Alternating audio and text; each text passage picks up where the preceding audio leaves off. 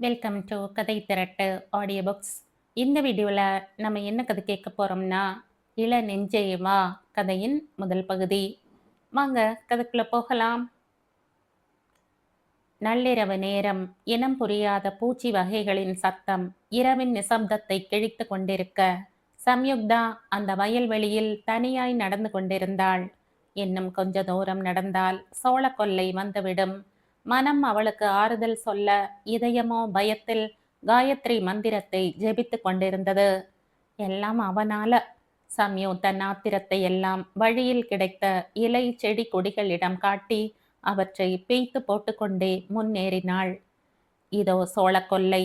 அவள் வேகமாய் ஒரு அடி முன்னே வைக்க, அவள் பின்புறம் இருந்து கேட்ட பே என்ற சத்தத்தில் அவள் கையில் இருந்த டார்ச் நழுவ சம்யுக்தா வீல் என்று அலற எத்தனித்தாள். அவள் எண்ணம் ஈடேறும் முன் இரு கரங்கள் அவள் வாயை பொத்தி அவளை சோள கொல்லைக்குள் இழுத்து சென்றது.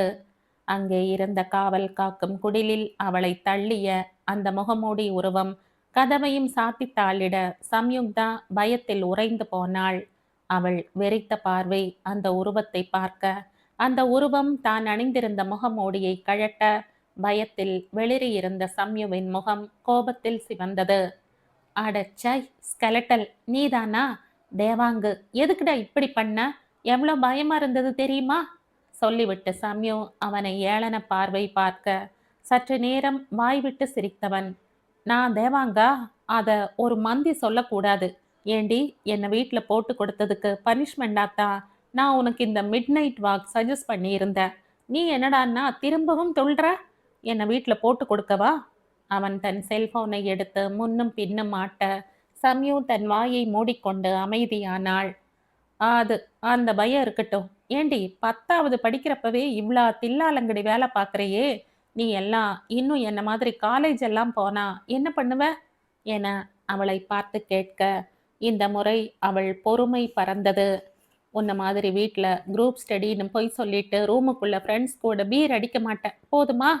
அவள் பொங்கி தள்ள அவன் முகம் ஆத்திரத்தில் இடுங்கியது. ஏண்டி தகரடப்பா, நீ எங்க வீட்டுல புதுப்பட டிவிடி தானே ஓசி வாங்க வந்த? வந்த வேலையை மட்டும் பார்த்துட்டு போகாம ஏன் என் ரூமை எட்டி பார்த்த? பார்த்ததும் தான் பார்த்த. நாங்க தான் பீர் குடிச்சிட்டு இருந்தோம்னு தெரிஞ்சதில்ல. ஒரு கொடுக்கமான பொண்ணா இருந்தா என்ன பண்ணியிருக்கணும்? சத்தமே கொடுக்காம இடத்த காலி பண்ணி இருக்கணும். நீ என்னடான்னா பழைய பகையெல்லாம் மனசுக்குள்ள வச்சுக்கிட்டு எங்க அம்மாவை கூப்பிட்டு கதவு ஓட்ட வழியா காமிச்சு கொடுத்துட்டு ஒன்றும் தெரியாத சின்ன பாப்பா மாதிரி உங்க வீட்டுக்கு ஓடிட்ட. அப்புறம் என்ன நடந்தது தெரியுமா? எங்க அப்பா எங்க அம்மாவுக்கு எங்க அப்பாவுக்கு ஃபோன் பண்ணி அப்பா வீட்டுக்கு வந்து அவன் கூரையை பார்க்க அவன் மனது கொசுவத்தி சுருள் ஏற்றி வைத்தது. ஃப்ளாஷ்பேக்.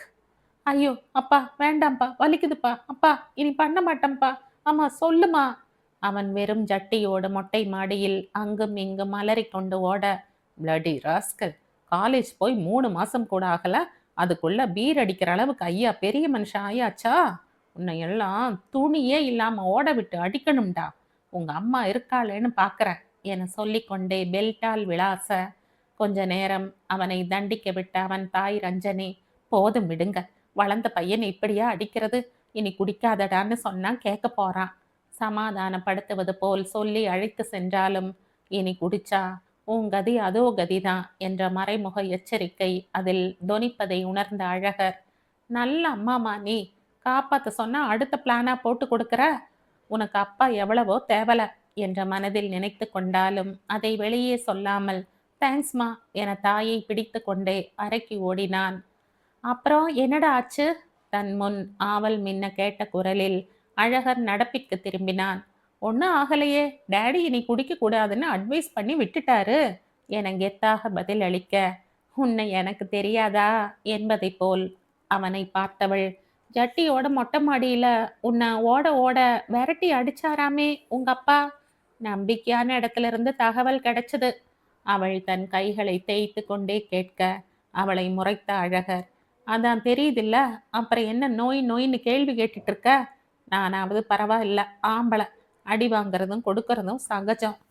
இந்த ஃபோனில் இருக்கிற வீடியோவை மட்டும் உங்கள் வீட்டில் காட்டுனேன்னு வைய, அவன் தன் ஆனந்த கற்பனையில் மூழ்க சம்யுவின் முகம் கலவரத்தை தத்தெடுத்தது.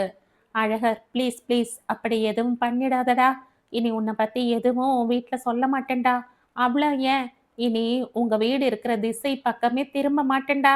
அவள் கெஞ்சிக் கொண்டே சொல்ல அவன் அந்த கால வில்லன் போல சிரிப்பு சிரித்தான். அச்சச்சோ, இனி என் வீட்டுக்கு வரமாட்டியா? நீ வாழப் போற வீட்டுக்கு நீ வரலைன்னா வேற யார் வருவா? ஆ, சரி சரி, நாம் அப்புறம் சண்டை போட்டுக்கலாம். அவளை நகர்ந்து அமர சொன்னவன் ஏற்கனவே வாங்கி வைத்திருந்த சிறிய கூடை கேக்கில் 16 என்ற எண் கொண்ட மெழுகுவர்த்தியை ஏற்றி வைத்து அவள் முகத்துக்கு நேரே நீட்டினான். ஹாப்பி பர்த்டே பிசாசு, அவன் சொல்லிவிட்டு சிரிக்க கோபத்தை காட்ட முயன்று தோற்று அவளும் சிரித்தாள். தேங்க்ஸ் அழகர், எப்படி ஞாபகம் வச்சிருந்த? அவள் சொல்லிக்கொண்டே மெழுகுவர்த்தியை அணைக்க அவன் பிறந்த நாள் வாழ்த்து பாடலை பாடத் தொடங்கினான். வெளியே நிலா, சோளக்கொல்லை, யாருமே இல்லாத இடம், நீ, நான், நல்லா இருக்குல்ல? அவன் ரசித்து சொல்ல அந்த கூடை கேக்கை தனியாக மொக்கத் தொடங்கியவள். என்ன நல்லா இருக்கு, கேக் பழைய ஸ்டாக் போல. நாளைக்கு அப்பா ஸ்ட்ராபெரி கேக் வாங்கி தரதா சொல்லி இருக்கார். உனக்கும் கொஞ்சம் தரேன். அவள் வாயில் அடைத்த கேக்கோடு தடுமாறிக்கொண்டே சொல்ல, நீ அவ்வளவுதான் என்பது போல் அவளை ஒரு பார்வை பார்த்தவன் அவள் கேக்கை உண்டு முடித்ததும், போகலாமா என எழுந்து கொள்ள அவன் முகம் கடுமையை பூசியது. உன்னை இங்க எதுக்கு வர சொன்னேன்னு ஞாபகம் இருக்கா? அவன் கடுமையான குரலில் கேட்க எழுந்த அவள் பயந்து கொண்டே அமர்ந்தாள். யாரடி அவன்? அவன் கடுமையாக கேட்க சம்யு மௌனமாக இருந்தாள். பதில் சொல்லு சம்யு, யார் அவன்? உனக்கு எங்க இருந்து அவ்வளவு தைரியம் வந்தது? வீட்டுக்கு தெரியாம நைட் ஷோ போற அளவுக்கு? கூட 2 அடி பொடிங்க வேற. உனக்கு ரஜினி படம் பிடிக்கும், நான் ஒத்துக்கிறேன். அதுக்குன்னு ஃபர்ஸ்ட் டே நைட் ஷோ பார்க்க போக வேண்டிய அவசியம் என்ன வந்தது? உங்க தாத்தாவை சொல்லணும். வீட்டுக்கு காம்பவுண்டு கட்ட சொன்னா ஆட்டுக்குட்டிக்கு பட்டி கட்டி வச்சிருக்கார். நீ எல்லாம் தாண்டி குதிக்காம என்ன செய்வ? ஏதோ நான் எதேர்ச்சியா அங்க வந்தேன், உன்னை பார்த்தேன். கோபமா 2 கேள்வி கூட கேட்டேன், ஒத்துக்கிறேன். அது யார் அவன்? கூட ஒரு நெட்ட கொக்கு, பெரிய லண்டன் ராயலாட்டம், ஹே ஹூ ஆர்னு கைன்னு என்கிட்ட சிலுப்பிக்கிட்டு வந்தான். அவன் மூக்கு அங்க இப்பே திருப்பேன். வெளி இடம்னு வாயை மூடிக்கிட்டு வந்த. கேட்கிறேன்ல, பதில் சொல்லு. அவன் அதட்டலில் அவ்வளவு நேரம் அமைதியாய் நின்று கொண்டிருந்த சம்யுவின் தன்மானம் சுரண்டப்பட, என் ஃப்ரெண்டோட அண்ணா, உனக்கு என்ன பிரச்சனை அழகர்? எங்க ஃப்ரெண்ட்ஸ் ரஜினி படம் ஃபர்ஸ்ட் டே கேர்ள்ஸ் தனியா போய் பார்க்க முடியாதுன்னு பெட் கட்டினாங்க. நானும் ரஞ்சனியும் போய் காட்டுறோம்னு சவால் விட்டோம். தனியா போனா பாதுகாப்பு இல்லைன்னு ரஞ்சு ஃபீல் பண்ணா. அதான் காலேஜ் படிக்கிற அவங்க அண்ணா கூட வந்தார். போதுமா? நீ மட்டும் வந்து தொலைக்காம இருந்திருந்தா காதும் காதும் வச்ச மாதிரி நான் போயிட்டு வந்திருப்பேன். நீ வந்த, என் மான மரியாதை எல்லாம் போச்சு. சினிமா தியேட்டருக்கு போக தெரிஞ்ச எனக்கு திரும்பி வர தெரியாதா? அப்படித்தான் அவங்க முன்னாடி எல்லாம் இழுத்துட்டு வருவியா? அந்த அண்ணா கேட்ட கேள்விக்கு, என் பொண்டாட்டியை நான் கூட்டிட்டு போறேன், உனக்கு என்னடான்னு கேட்குற இல்ல? ரஞ்சு என் கிளாஸ் ஃபுல்லா பரப்பிட்டா. எனக்கு எவ்வளோ அவமானமா இருந்தது தெரியுமா? அவள் தேம்பி அழத் தொடங்க சற்று நேரம் அந்த இடத்தில் மௌனம் நிலவியது. அவன் முகம் மிகவும் இறுகி இருந்தது. ஆமாண்டி, நான் காட்டான்தான். எனக்கு தான் உன்னை பிடிக்கல. உன் மூஞ்ச பார்த்தாலே வாந்தி வருது. ஆனா நான் என்ன பண்ண முடியும் சொல்லு? எங்க தாத்தா நீ தான் எங்க வீட்டு மருமகள்னு சொல்லிட்டு செத்து தொலைச்சிட்டாராம். எங்க அம்மா என்ன அதை சொல்லியே வளர்த்து வச்சிருக்காங்க. இனி நம்ம விஷயத்துல நீயும் நானும் ஒன்றும் பண்ண முடியாது சம்யு. அதுக்கு நீ நைட்ல கண்டபடி சுத்துவ. அதை பார்த்துட்டு நான் அமைதியா இருப்பேன்னு நீ நினைக்க கூடாது. நீயும் ஒன்றும் இனி சின்ன பாப்பா கிடையாது. உனக்கு இது 16வது பிறந்த நாள். அவன் அவளிடம் பொறுமையாக எடுத்து உரைக்கத்தான் முயன்றான். ஆனால் அதற்கு முன் அவள் பொறுமை கரையை உடைத்தது. நீ என்னடா சொல்றது? என்ன கண்டா பிடிக்கலைன்னு? எனக்கும் தான் உன்னை பிடிக்கல. ஸ்கெலட்டல், எலும்பு கூடு, கிள்ளி எடுக்க உடம்புல சதை இல்ல. உனக்கு என் முகத்தை பார்த்தா வாந்தி வருதா? போடா செவுத்து பல்லி. இரு இரு, எங்க அப்பா கிட்ட உன்னை சொல்லி. அவள் பேசிக்கொண்டே எழுந்து செல்ல முற்பட அவள் கையை பற்றி நிறுத்தியவன், ஒழுங்கு மரியாதையா நான் வாங்கி கொடுத்த கேக்க திருப்பி கொடுத்துட்டு போடி. அவன் கடுமையாக கட்டளையிட, கையை விடா, நான் வாந்தி கூட எடுத்து தந்து தொலைகிறேன். பிசுனாரி, 5 ரூபாய் கேக்க வாங்கிட்டு வந்து கொடுத்துட்டு ஐஸ் கேக் வாங்கி கொடுத்த மாதிரி அலட்டிக்கிறான். சொல்லிக்கொண்டே அவள் திமிர முற்பட, எனக்கு நான் வாங்கி கொடுத்தோட கேக்கோட டேஸ்ட் தான் பிடிக்கும். அதை எப்படி எடுத்துக்கணும்னு எனக்கு தெரியும். அவன் குரல் மாறியதை அவள் கொஞ்சமும் சட்டை செய்யாமல் திமிரிக் கொண்டே இருக்க அவளை அருகில் இழுத்தவன், அவள் என்ன நடக்கிறது என்று கணிக்கும் முன்பே அவள் இதழ்களில் தன் முரட்டு இதழ்களை பதித்தான். அவன் அரும்பு மீசை, அவன் மூக்கின் கீழ் குறுகுறுப்பூட்ட. சம்யு முதலில் திமிரி, பின்பு அவன் ஆளுமையில் அடங்கி நின்றாள். ஆந்தையின் கடூர அலறல் இருவரையும் நடப்பிற்கு திருப்ப அவளை விடுவித்தவன், உனக்கு பிடிச்சாலும் பிடிக்காட்டியோ உன்னை நான் தாண்டி கல்யாணம் பண்ணிக்க போறேன். நீ என்னை படுத்தின பாடெல்லாம் இனி என் மனசுல இருக்கு. தினம் உனக்கு விதம் விதமா தண்டனை தருவேன். உலகத்துல நீ எந்த மூலைக்கு ஓடி போனாலும் இந்த அழகர் தான் உன் புருஷன். உன் கொட்டத்தை எல்லாம் அடக்கி காட்டுறனா இல்லையா பாரு. அவன் அவளிடம் சவால் விட, தன் அழுகையை வாய்க்குள் அடக்கிய சம்யு அவனை திரும்பியும் பார்க்காமல் சற்று தூரத்தில் வெளிச்ச புள்ளியாய் தெரிந்த தன் வீட்டை நோக்கி ஓடத் தொடங்கினாள். என்னதான் அவளை முறைத்து கொண்டு இருந்தாலும் அழகரும் அவளை பின்தொடர்ந்து போனான். அவள் தன் வீட்டு சுவரை ஏறி குதித்து உள்ளே செல்வதைக் கண்டவன் முகத்தில் தேங்கிய முறுவலோடு தன் வீட்டை நோக்கி திரும்பினான். கல்லூரியின் விடுதியில் ஆழ்ந்த நித்திரையில் இருந்த சம்யுக்தா திடுக்கிட்டு கண் விழித்தாள். முகமெல்லாம் வியர்த்து கொட்டி இருந்தது. திரும்பி நேரத்தை பார்த்தாள். இரவு 12 மணி அடிக்க இன்னும் 10 நிமிடங்கள் இருந்தது. சை, வருஷம் தவறாம இந்த கனவு வந்து தொலைக்குது. மனதுக்குள் அந்த கனவிற்கு காரணமானவனை சற்று நேரம் வசைபாடியவள் எழுந்து பாத்ரூம் செல்லலாம் என்ற நினைவில் அறையில் மின் விளக்கை போட அவள் ஆருயிர் தோழி வீணா இரத்த வெள்ளத்தில் கீழே மயங்கி கிடந்தாள். அவள் ஆ என்று அலற இரத்த வெள்ளத்தில் மூழ்கியிருந்த வீணா எழுந்து அமர்ந்தாள். திகில் கொண்ட சம்யு மற்ற அறை தோழிகளை எழுப்புவதற்காய் தங்கள் அறை கதவை திறந்து கொண்டு வெளியே ஓடினாள். வெளியே வராண்டாக்களில் கையில் மெழுகுவர்த்தியை வைத்து கொண்டு முகம் முழுவதும் வெள்ளை பூச்சு பூசிய பெண்களை கண்டதும் சம்யு மறுபடியும் ஆ என அலற வாயை திறந்தாள். அதே சமயம் பின்புறம் இருந்து ஒரு கை அவள் வாயை மூடியது. அது வேறு யாரும் இல்லை, நம் வீணாதான். வாயை மூடு சம்யு, உன் பர்த்டே பார்ட்டியை நான் தான் இப்படி அரேஞ்ச் பண்ணி வச்சிருக்கேன். இன்னும் 2 தடவை நீ தமிழ் சினிமா ஹீரோயின் மாதிரி ஆ ஆன்னு கத்துன, கீழே தூங்கிட்டு இருக்கிற சொர்ணாக்கா, அதான் ஹாஸ்டல் வார்டன், மேலே ஏறி வந்து நம்ம எல்லாம் பிரின்ஸி கிட்ட போட்டு கொடுத்துடும். சம்யுவின் பதட்டம் சற்றே தணிய, ஏண்டி என்னடி இது, என் பர்த்டே பார்ட்டி மாதிரி இல்லை, ஏதோ ஹாலோவின் பார்ட்டி மாதிரி இருக்கு. சம்யு தன்னை சுற்றி பேய் போல வேடமணிந்த பெண்களை பார்த்து கொண்டே சொல்ல, எல்லாத்துலேயும் ஒரு டிஃப்ரெண்ட் இருக்கணும், அதுதான் வீணா. எத்தனை நாள் தான் தூங்கிட்டு இருக்கிற உன்னை மெழுகுவர்த்தி வெளிச்சத்தில் எழுப்பி ஹாப்பி பர்த்டே டு யூ அப்படின்னு பாட்டு பாடி ரொட்டீனா கொண்டாடுறது?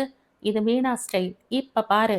வீணா மெதுவாக சீழ்க்கை ஒலி எழுப்ப அந்த இரவு நேரத்தை மேலும் பயங்கரமாக்கும்படி பேயை பற்றிய ஒரு ஆங்கில பாடல் மெதுவாக ஒலிக்கத் தொடங்க கையில் மெழுகுவர்த்தியை வைத்திருந்த பெண்கள் சுழன்று சுழன்று ஆடினார்கள். முதலில் சற்று பயந்தாலும் சம்யு சிறிது நேரத்திலேயே தன்னை மறந்து அந்த ஆட்டத்தை ரசிக்கத் தொடங்கிவிட்டாள். திடீரென எங்கிருந்தோ வேதாளம் வேடமிட்ட உருவம் அவர்களுடன் இணைந்து கொள்ள சம்யு இதுவின் வீணாவின் ஏற்பாடாகத்தான் இருக்கும் என்ற நம்பிக்கையில் அவளை கேள்வி எதுவும் கேட்கவில்லை. வீணா இது மற்ற தோழிகளின் ஏற்பாடு என எண்ணிக்கொண்டாள். மற்ற தோழிகள் இது வீணாவின் ஏற்பாடு என எண்ணிக்கொள்ள அந்த வேதாளம் ஒவ்வொரு பெண்களுடனும் கட்டிப்பிடித்து நெருக்கமாக ஆட ஒரு வழியாய் பாடல் முடிய வீணா பெரிய வீணை போல் வடிவமைக்கப்பட்டிருந்த கேக்கை நடுக்கூடத்திற்கு கொண்டு வந்து வைக்க அதில் ஹாரிபிள் ஹாப்பி பர்த்டே சமோசா என எழுதியிருக்க மற்ற தோழிகள் பிறந்த நாள் வாழ்த்து பாடலை பாட சம்யு மிகுந்த மகிழ்ச்சியோடு கேக்கை வெட்டினாள். அவள் முதலில் வீணாவிற்கு ஊட்டிவிட்டு மற்ற தோழிகளுக்கும் கேக்கை பகிர வேதாளம் அங்கிருந்து நழுவத் தொடங்க வீணா அதை நிறுத்தினாள். ஹே வேதாளம், கம் ஹியர். நல்ல ஐடியா, பர்ஃபெக்ட் மேக்கப். இந்த வருஷம் ஃபேர்வெல் பார்ட்டியில இந்த தீம் பண்ணு, ரொம்ப நல்லா இருக்கு. ஆமா, முகமுடைய கழுத்தேண்டி, யார் அந்த ராஜா தீன்னு நானும் பார்க்குறேன். சொல்லிக்கொண்டே வீணா முகமூடியில் கை வைக்க அந்த வேதாளம் ஒரு நிமிடம் தயங்கி பின்பு அவளை தள்ளிவிட்டு பின்புறம் நோக்கி ஓடத் தொடங்கியது.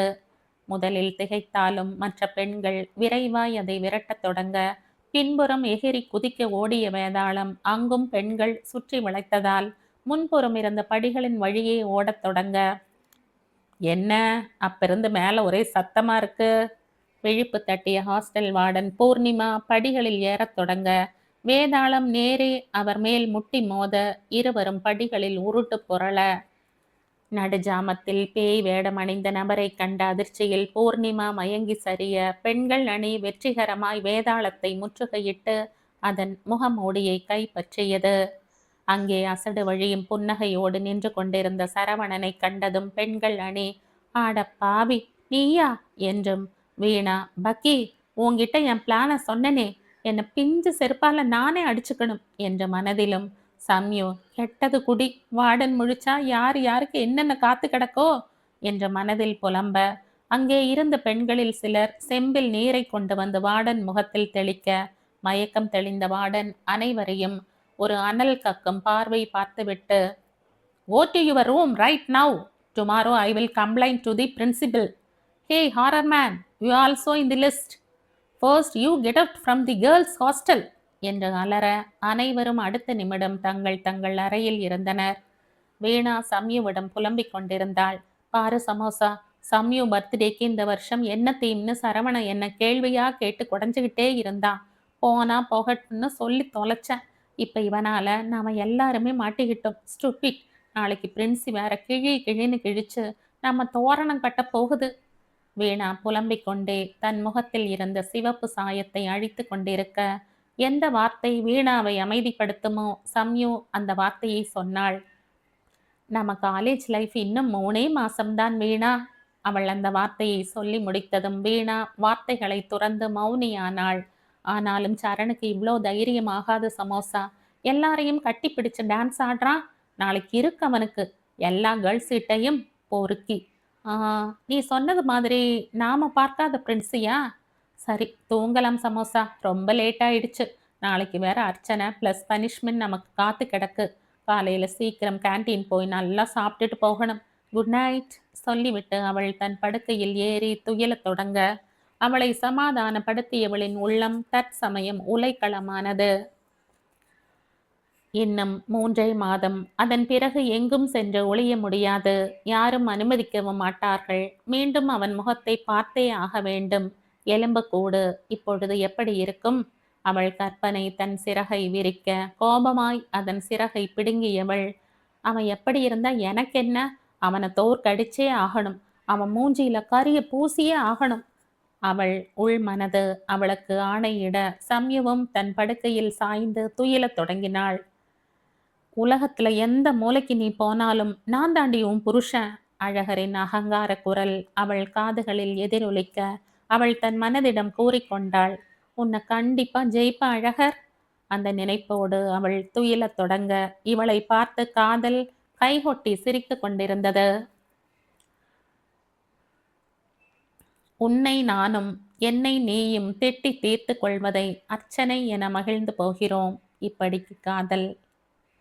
ஷபா, இன்னும் நம்ம காலேஜ் கேம்பஸ்ல எத்தனை மரம் இருக்கு? முடியல. தன் கையில் இருந்த பிளாஸ்டிக் பக்கெட்டை அருகில் இருந்த மேடையில் வைத்த சரண் சரிந்து அமர்ந்தான். அவனை பார்த்த வீணாவும் சம்யுவும், டேய் எல்லாம் உன்னால தாண்டா என அவனை கொலை வெறி பார்வை பார்க்க, அதற்கு மேல் அங்கே உட்கார்ந்திருந்தால் அடி நிச்சயம் என்பதை உணர்ந்த சரண் அவர்கள் ஏற்கனவே நீர் நிரப்பி வைத்திருந்த பக்கெட்டுகளை எடுத்துக்கொண்டு அடுத்த மரத்தை தேடி நடந்தான். அந்த ஆழக்கிணற்றில் இருந்து நீரை சேந்தி கொண்டிருந்த வீணா சம்யுவிடம், ஏன் சமோசா, இந்த கிணத்தை நம்ம காலேஜ் பசங்களுக்கு பனிஷ்மெண்ட் கொடுக்கவே நம்ம பிரின்சி உருவாக்கி இருப்பாங்களோ என தன் சந்தேகத்தை கேட்க, கிணற்றின் மேடையில் அமர்ந்திருந்த சம்யு தன் வலது கட்டை விரலை மற்ற 4 விரல்கள் கொண்டு மூடி அதை கொண்டு தன் தாடையை குத்தி கொண்டு அமர்ந்திருந்தாள்.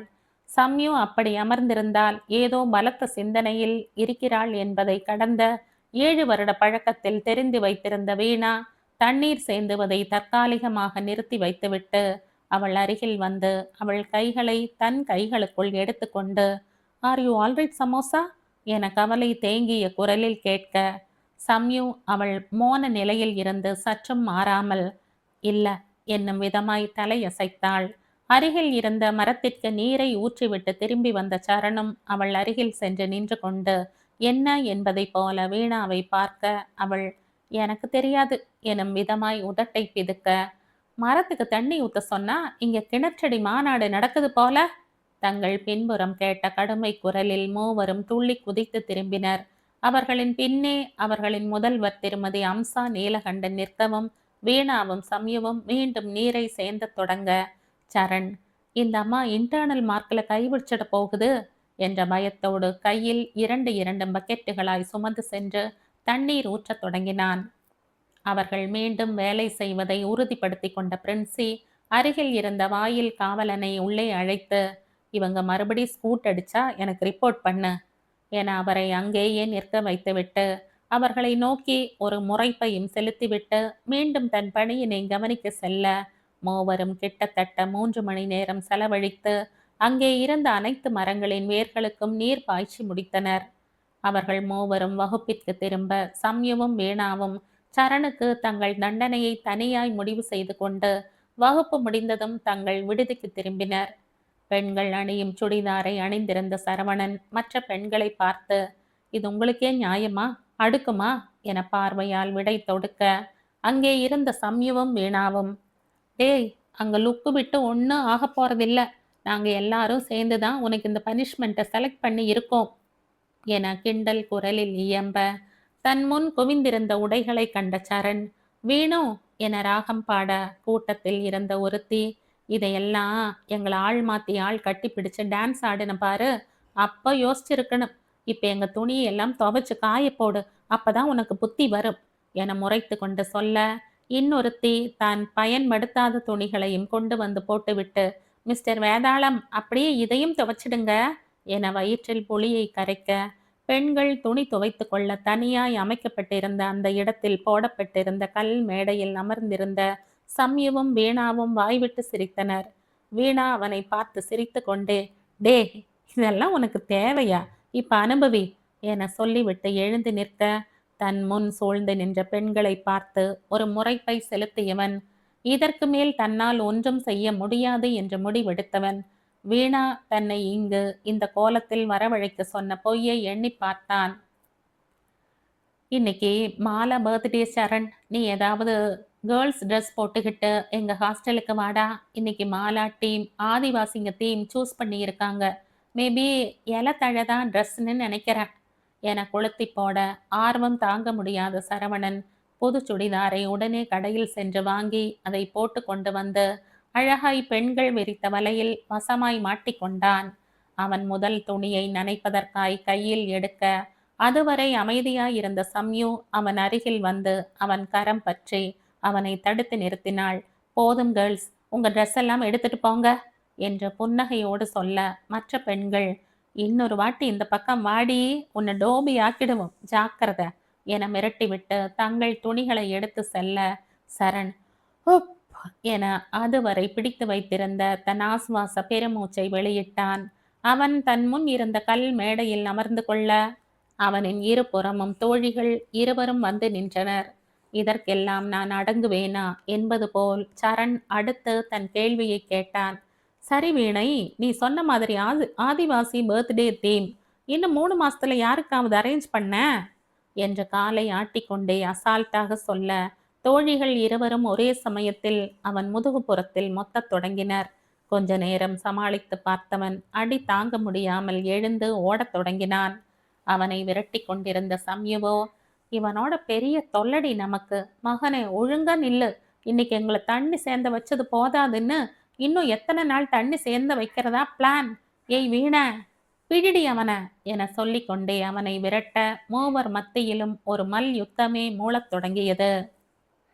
மூவரும் ஓடி பிடித்து அடித்து சண்டையிட்டு ஓய்ந்து மீண்டும் அமைதியாய் துணி துவைக்கும் கல்லில் அமர்ந்தனர்.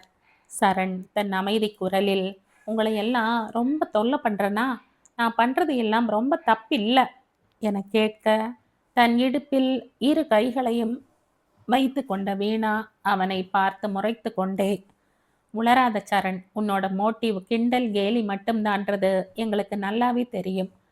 உன்னை எவ்வளவுக்கு எவ்வளவு வெளியே திட்டுறமோ மனசுக்குள்ள அவ்வளவு ரசிப்பம் தெரியுமா? எங்களை கிண்டல் கேலி பண்ண மட்டுமா நீ வர? எங்களுக்கு ஒரு தேவை அப்படின்னாலும் இந்த கேர்ள்ஸ் ஹாஸ்டலுக்குள்ள நீ தானே வர்ற. ஒரு முறை மோட்டார் ரிப்பேர் ஆனப்போ பிளம்பர் வேலை நீ தானே பார்த்த. மிட் நைட்டில் காய்ச்சல் வந்து ஏதாவது மெடிசன் அவசரமாக தேவைப்பட்டா அதை வாங்கிட்டு வந்து சுவர் ஏறி கொடுத்துட்டு போறதும் நீதான சரண். நான் ஒன்று சொல்லவா? நம்ம காலேஜ் டேஸ் முடிஞ்சதும் நம்ம பொண்ணுங்க எல்லாம் உன்னை ரொம்ப மிஸ் பண்ணுவாங்க பாரு என சொல்லிவிட்டு அவனையே பார்த்து கொண்டிருக்க சரணின் கண்களில் இரு துளி கண்ணீர் தேங்கி நின்றது. வேகமாய் எழுந்து நின்றவன், அவங்கள நானும் ரொம்ப மிஸ் பண்ணுவேன் வேணு. சிரிக்க முயன்ற தோற்று அவர்களிடம் விடை பெறுதலின் அடையாளமாய் தலையை அசைத்துவிட்டு சரண் பின்புற சுவர் நோக்கி நடந்தான். வீணா சம்யுவின் கண்களும் கலங்கி இருக்க வீணா தன்னை மீட்டு கொண்டு சம்யுவின் இடையில் தன் கரத்தை கோர்த்து கொண்டு, ஏய் சமோசா, இன்னும் காலேஜ் டேஸ் 3 மாசம் இருக்கு, ரிலாக்ஸ், ஓகே, எப்படியும் பிரின்சி கிட்ட நாம ஒரு 300 பனிஷ்மெண்ட் வாங்கிட மாட்டோம். அவள் சிரித்து கொண்டே சொல்ல அவளின் புன்னகை சம்யுவின் உதட்டிலும் பூத்தது. 300? எனக்கு என்னமோ நம்ம சரண் பண்ற லூட்டிக்கு 3000 பனிஷ்மெண்ட் வாங்குவோம்னு தோணுது. சம்யுவின் புன்னகை மேலும் பெரிதாக தோழிகள் இருவரும் சிரித்து கொண்டே ஒருவர் இடையில் மற்றவர் கரம் கோர்த்து கொண்டு தங்கள் விடுதி அறையை நோக்கி நடந்தனர்.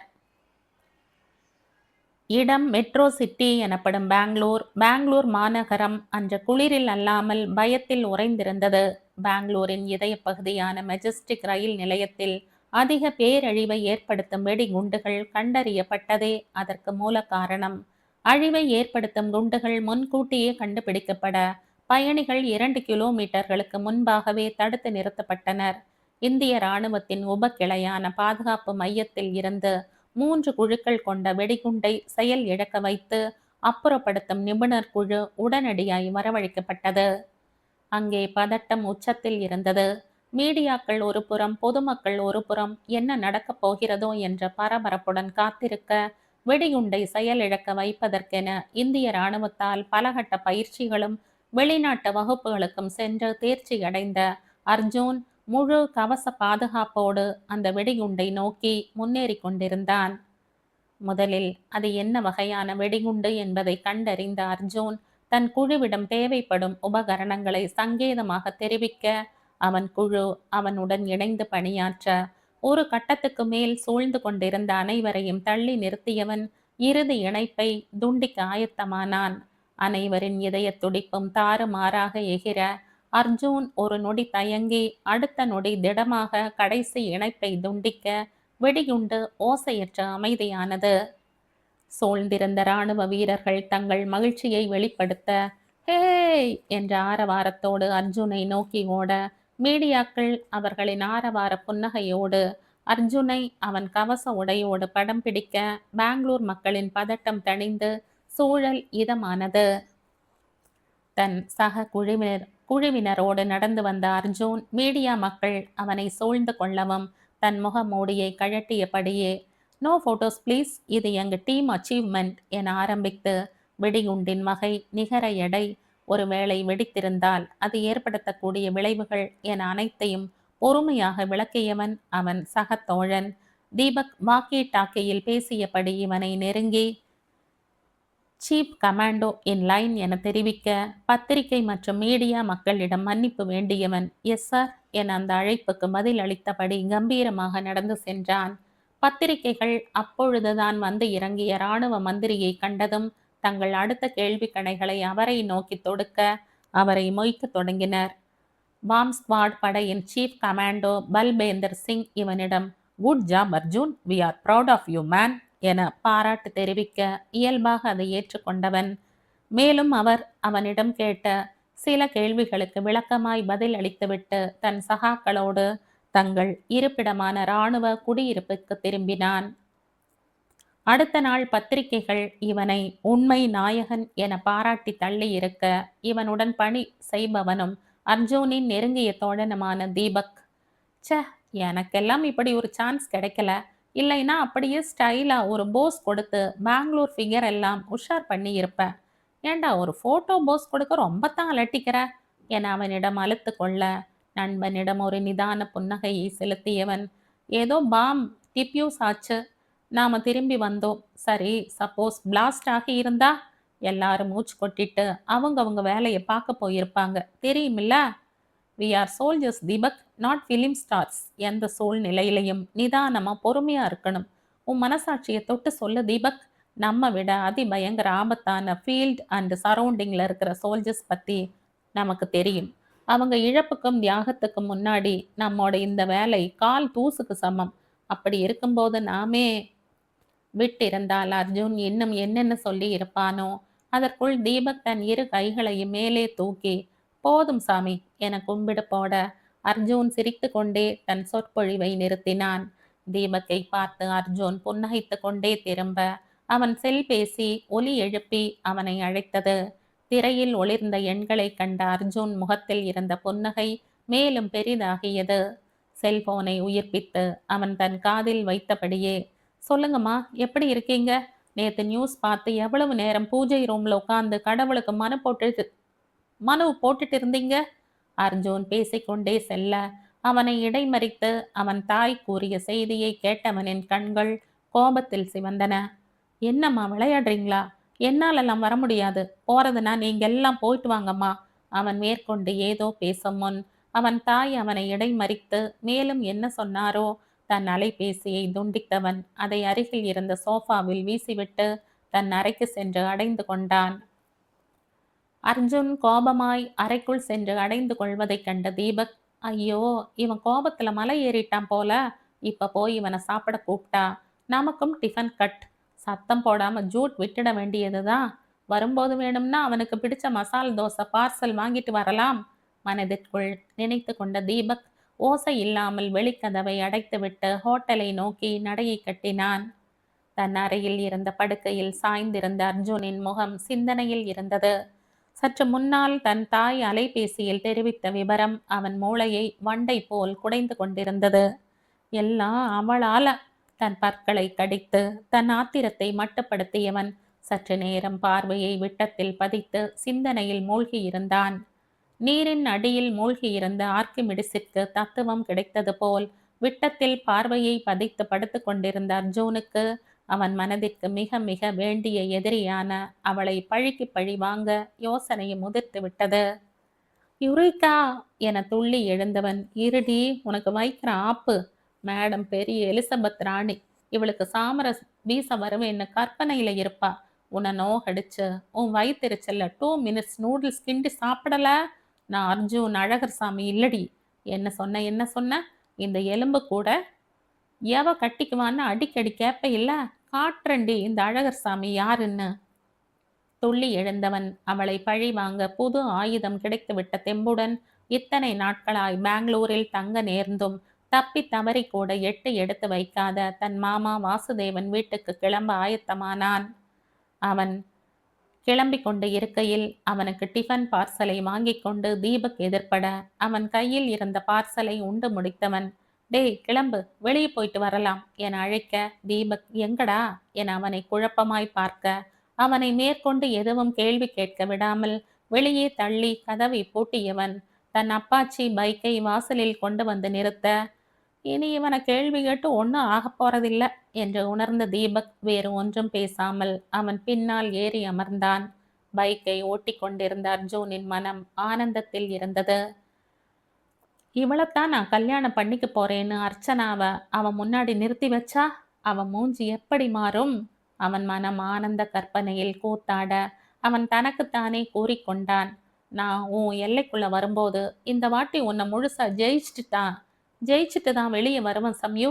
முழுசா தோத்து போனா நீ கூட உனக்கு சொந்தமா இருக்க மாட்ட. நான் என் விளையாட்டு தொடங்கிட்டேன். அப்ப நீ?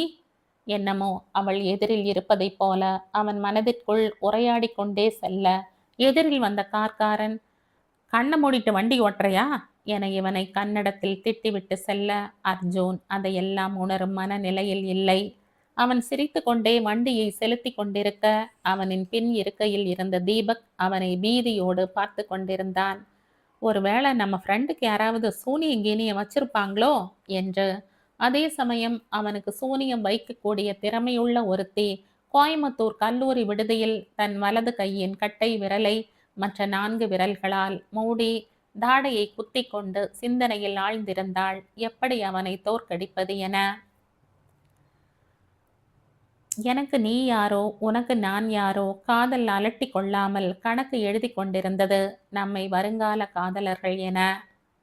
அந்த கல்லூரியின் கலை கலை அரங்கத்தில் கூட்டம் நிரம்பி வழிந்தது. முதுநிலை படிப்பை முடித்த மாணவர்கள் அரங்கத்தின் நடுவில் அமர வைக்கப்பட்டு சிறப்பாக உபசரிக்கப்பட்டு கொண்டிருந்தனர். அது அவர்களின் கல்லூரி வாழ்வின் கடைசி நாள். அவர்களுக்கு சிறப்பாக பிரிவு உபச்சார விழா நடைபெற்று கொண்டிருந்தது.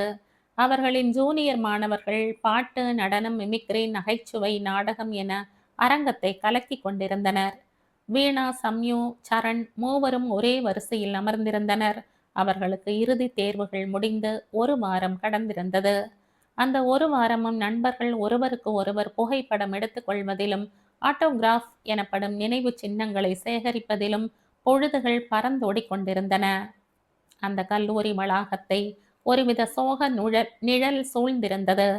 கடந்த 2 நாட்களாக சம்யு, வீணா, சரண் மூவரும் அதிகம் பேசிக்கொள்ளவில்லை. மூவரும் நேரம் கிடைக்கும் போதெல்லாம் ஒருவர் கரத்தை மற்றவர் கரத்தோடு கோத்துக்கொண்டு அமைதியாய் அமர்ந்திருந்தனர். அவர்களுக்கு அந்த தொடுகையின் ஆறுதல் தேவைப்பட்டது. ஒரு வழியாய் எல்லா ஆரவார ஆர்ப்பாட்டங்களும் முடிந்து அவர்களின் கல்லூரி முதல்வர் ஹம்சா தன் உரையாற்ற பிரத்யேக மேடையின் அருகே வந்தார். அவர் முகம் வழக்கமான கடுமை முகமூடியின்றி சற்றே சோகத்தின் சாயலில் இருந்தது. தன் தொண்டையை செருமி தன்னை நிலைப்படுத்தி கொண்டவர், ஹலோ மை டியர் ஸ்டூடெண்ட்ஸ், எல்லாரும் ரொம்ப சோகமாக இருக்கீங்க போல. உங்கள் முகத்தை எல்லாம் பார்த்தாலே தெரியுது. ஆனால் நீங்கள் எல்லாம் ஏன் கணக்குப்படி சந்தோஷமாகத்தான் இருக்கணும். இனி no books, no exams, no projects, no practicals, அப்புறம் நோ பனிஷ்மெண்ட்ஸ். அட, இவ்வளோ சொல்கிறேன், கொஞ்சம் சிரிங்கப்பா. அவர் சொல்லிவிட்டு மாணவர்களை பார்க்க அவர்கள் போனால் போகட்டும் என தங்கள் உதட்டை கொஞ்சமாய் இழுத்து முறுவலித்தனர். அவர்களை மீண்டும் பார்த்த ஹம்சா தன் பேச்சை தொடர்ந்தார். எனக்கு கல்யாணமாகி 30 வருஷம் ஆகுது. எங்களுக்கு குழந்தை இல்லை. ஆனால் நானும் என் வீட்டுக்காரரோ அதை பற்றி ஒரு நாளும் வருத்தப்பட்டதில்லை. ஏன்னா நான் உங்களை எல்லாம் ஏன் குழந்தைகளாகத்தான் பார்க்குறேன். ஒவ்வொரு வருஷமும் நூற்றுக்கணக்கான குழந்தைகளை அவங்க வாழ்க்கையை எதிர்கொள்ள தேவையான விஷயங்களை சொல்லி கொடுத்து உலகத்தை ஜெயிக்க வைக்கிறதுல ரொம்ப சந்தோஷப்படுறேன். அதே மாதிரி ஒவ்வொரு வருஷமும் புதுசாக வாழ்க்கையை கற்றுக்க வர்ற குழந்தைகளை வரவேற்கிற தாயாகவும் இருக்கிறதுல பெருமைப்படுறேன். இந்த பிஜி 8th பேட்சை என்னால் மறக்கவே முடியாது. என்னோட அனுபவத்தில் நான் சந்தித்த ரொம்ப குறும்புக்கார குழந்தைங்க நீங்கள் எல்லாம். இங்கே வர குழந்தைங்க எல்லாம் ஒரு கட்டத்துக்கு மேலே உங்களோட வாழ்க்கையை தேடி இந்த அம்மாவை விட்டுட்டு பிரிஞ்சு போயிடுவீங்க. எனக்குன்னு எப்பவும் என்னை பார்த்து சிரிக்கிற குழந்தைகளுக்காக என் மனசு ரொம்பவே ஏங்கும். அதனால் என்னை விட்டு எப்பவும் பிரிஞ்சு போக முடியாத குழந்தைங்கள நம்ம காலேஜ் கேம்பஸ் சுற்றி வச்சுருக்கேன். என்ன புரியலையா? நான் 10 வருஷத்துக்கு முன்னால் நம்ம காலேஜ் பிரின்சிபலாக ஜாயின் பண்ணப்போ இங்கே இவ்வளவு மரங்கள் இல்லை. இங்கே இருக்கிற மரங்கள் எல்லாம் ஏன் மேற்பார்வையில் நடப்பட்டது. என் குழந்தைங்க கடந்த 2 வருஷமாக கோடை வெயில்லையும் பூத்து குலுங்கி சந்தோஷமாக இருக்க காரணம் இதோ இன்னைக்கு நம்ம கல்லூரியிலிருந்து பிரியா விடை பெற்று போக போகிற பிஜி ஸ்டூடெண்ட்ஸ் தான். நீங்கள் நிறைய குறும்பு பண்ணி இங்கே இருக்கிற மரங்களை செழிப்படைய வச்சுருக்கீங்க. நான் மட்டும் இல்லை, என் மர குழந்தைகளும் உங்களை ரொம்பவே மிஸ் பண்ணுவாங்க. நீங்கள் பண்ணுற குறும்பை நான் ரொம்பவே ரசிப்பேன். நான் வேலைக்கு சேர்ந்த புதுசில் கண்ணாடி முன்னாடி நின்று முறைக்க ரொம்பவே ட்ரைனிங் எடுத்திருக்கேன். அதுலேயும் MBA batch Saravanan, MCA batch Karthika, இவங்களையெல்லாம் நான் ரொம்பவே மிஸ் பண்ணுவேன். ஹம்சா தன் கண்ணாடியை கழட்டி தன் கண்களில் வழிந்த நீரை துடைத்து கொண்டு மேலும் பேசத் தொடங்கினார். நீங்கள் எல்லாம் எங்கே இருந்தாலும் வாழ்க்கையோட எல்லா சந்தோஷத்தையும் அனுபவித்து வாழ்க்கையை நிறைவாக வாழ எல்லாம் வல்ல இறைவனை வேண்டிக் கொண்டு விடை பெறுகிறேன். All the best my childrens. அவர் விடை பெற்ற மேடையை விட்டு கீழே இறங்கி செல்ல அடுத்து முதுகலை மாணவர்கள் தலைவன் என்ற முறையில் சரவணன் உரையாற்ற அழைக்கப்பட்டான். மற்ற மாணவர்கள் சற்று நேரத்திற்கு முன் தங்கள் முதல்வர் உரையால் தங்கள் கண்களில் வழிந்த நீரை துடைத்து கொண்டு தங்கள் சக மாணவனின் சொற்பொழிவை கேட்க ஆயத்தமானார்கள். மேடையை அடைந்த சரவணன் இத்தனை நாள் பிறர் கேட்டு அறியாத தன் தீவிர குரலில் பேசத் தொடங்கினான். ஹம்சாம்மா மற்றும் எங்கள் கல்லூரியின் அனைத்து விரிவுரையாளர்களுக்கும் மற்றும் தோழமைகளுக்கும் வணக்கம். எஸ் பிரின்சி மேம், இனி எங்கள் பேட்ச் ஸ்டூடெண்ட்ஸ் எல்லாம் உங்களை அம்மான்னு தான் கூப்பிட போகிறோம்.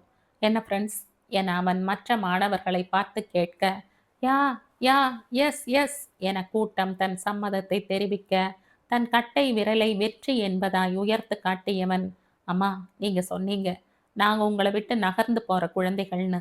நாங்க நகர்ந்து போனாலும் திரும்பி வருவோம்மா. நீங்க இனி வருஷா வருஷம் முன்னாள் மாணவர் சந்திப்பு வைங்க. நாங்க உங்கள மட்டுமில்ல, உங்களை நகரா குழந்தைகள் உங்கள் நகரா குழந்தைகள். நாங்க அரட்டை அடிச்ச காலேஜ் கேண்டீன், பிட் அடிச்ச எக்ஸாம் ஹால், சைட் அடிச்ச லேப், தூங்கி விழுந்த கிளாஸ் ரூம், எங்க பெயரை செதுக்கி வச்ச டெஸ்க் எல்லாத்தையும் வந்து பார்த்துட்டு, எங்களின் நினைத்தாலே இனிக்கும் நினைவுகளை அசை போட்டு விட்டு போறோம். எனக்கு எங்க கேர்ள்ஸ் எல்லாம் கொஞ்சம் குண்டாகி, இடுப்புல ஒண்ணு, கையில ஒண்ணுன்னு 2 குழந்தைகளோட அவங்க வீட்டுக்காரர பத்தி என்கிட்ட "ஏன்டா கேட்குற சரண்" அப்படின்னு புலம்புறத கேட்கணும் போல இருக்கு. அவன் இந்த வார்த்தைகளை சொல்லி முடித்ததும் பெண்கள் புறமிருந்து "டேய்" என்ற பொய் கோப எச்சரிப்புகள் கிளம்ப, சரண் போலியாய் மிரண்டபடி "கொஞ்சம் பொறுங்க மாரியாத்தாஸ், பசங்களுக்கும் பஞ்ச் இருக்கு" என சமாதானப்படுத்திவிட்டு, நம்ம பசங்க எல்லாம் ஒரு 2 டயர் தொப்பையோட, கொஞ்சம் முன் வழுக்கை தலையோட, அவங்கள பொண்ணுங்க கூட பேசினாலே சதா முறைக்கிற பொண்டாட்டிகளோட பார்க்கணும். ஏன்டா மச்சான் கேட்குற?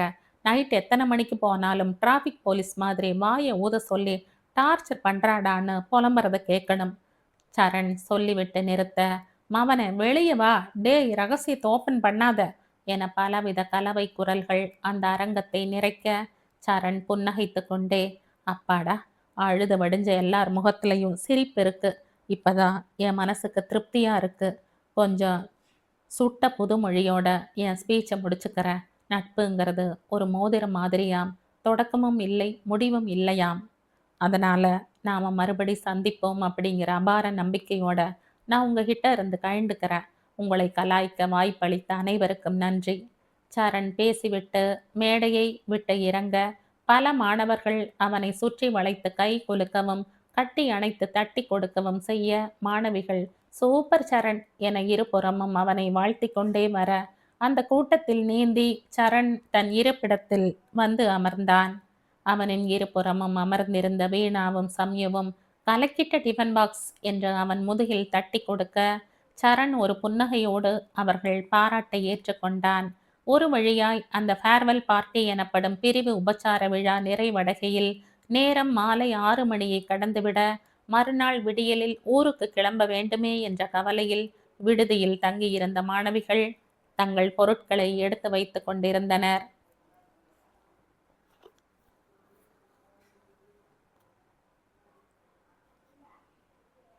இந்த கதையின் தொடர்ச்சியை அடுத்த பதிவில் கேட்கலாம். நன்றி.